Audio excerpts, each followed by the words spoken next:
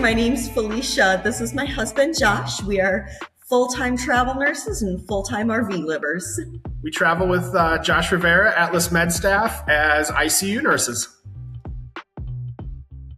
We started off actually with a different recruiter with the company. His name was Braden. He was fantastic. He eventually left the company to pursue other dreams of his, and he linked us up with Josh Rivera, and he has been amazing. When Braden left, he knew that I needed a recruiter that was more than a recruiter, that was also going to be a friend of mine. He's like, Josh is perfect for you. You guys are going to get along. You're going to have great conversations. Josh is into motorcycles. I know you grew up in Wisconsin near Harley. He's all into the outdoors life. So really was able to connect with Josh very quickly and, make a great friendship. Pros of traveling, I love the fact that it's I've been traveling for 7 years now. We just passed my 7-year anniversary, and it's the best vacation I've ever been on. We've seen more of the country, and I've seen more of the country in the last 7 years than I did in the first 25 years of my life. And the kids truly get to experience different and amazing things. They've been from Maine all the way to Arizona. We've been to Georgia. They've seen so many different things, experienced so many different cultural aspects of the United States that it's just so cool to see them learn and develop from this travel experience. Moving every 3 months sucks. It's a lot easier. Hard. It's a lot easier with an RV though, because it's a whole lot easier to pack up, just have to pack up outside versus having to hotel hop or apartment hop. Some other cons are just there's so many people to try to learn their names, make friends at hospitals and then stay in touch with those people. Other hard things are just learning new hospital systems in general and new grocery stores. Yeah. I like the fact that he knows my wife too well, and he buys her very personalized gifts that she absolutely adores. My favorite one from this Christmas was he got her pajama pants that have the face of our dog Bucky all over the pajama pants. It's so cute. And he paired that perfectly with a nice bathrobe, so she's toasty and warm on these chilly Arizona mornings. I love the fact that Josh knows me and knows that I won't wear pajama pants like that. And so he got me a nice bottle of whiskey, of Whistling Pig whiskey, bourbon whiskey, and he also bought me a nice smoking set. And actually, when we were down here, we tried the bottle when he was down here, and it was just going that extra step to make sure that the gift was perfect. People's names.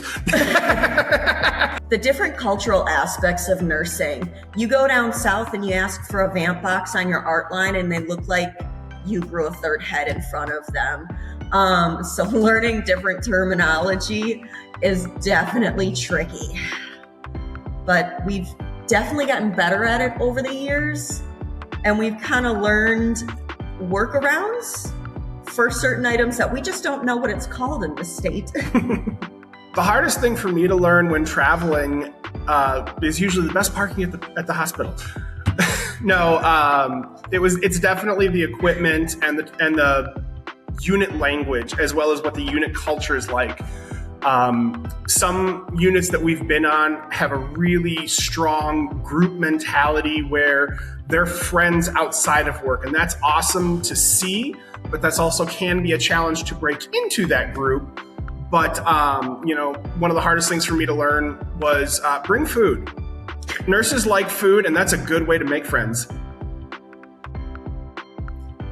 Don't be afraid to go way outside your comfort zone. Our first contract was in our home state, approximately 2.5 hours from home. We were very nervous about going very far. We didn't know what to expect out of everything. And after our first contract, we felt more confident and we went all the way down to Georgia. From Wisconsin to Georgia. And that was such an experience. And I just encourage everybody to really get outside of that comfort zone. Don't be afraid to go to that, distant spot or that small town or, that place that you didn't really think about previously. We've gone through other companies, big name companies too, whom oftentimes we're kind of bounced around between people. Oh, that's not a financial question. That's a, billing question. Oh, sorry, your recruiter's out of office. You have to go to a recruiter's assistant instead. Things like that.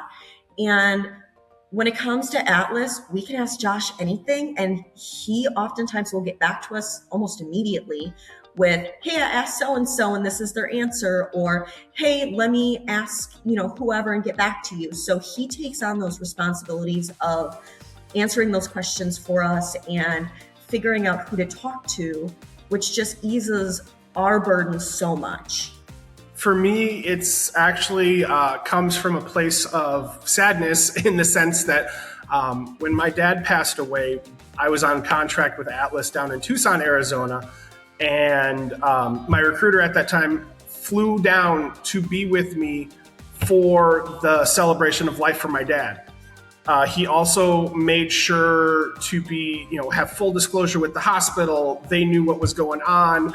And there was an agreement made that they actually were able to still give me my hours for the week as a severance so that I didn't have to worry about the financial strain.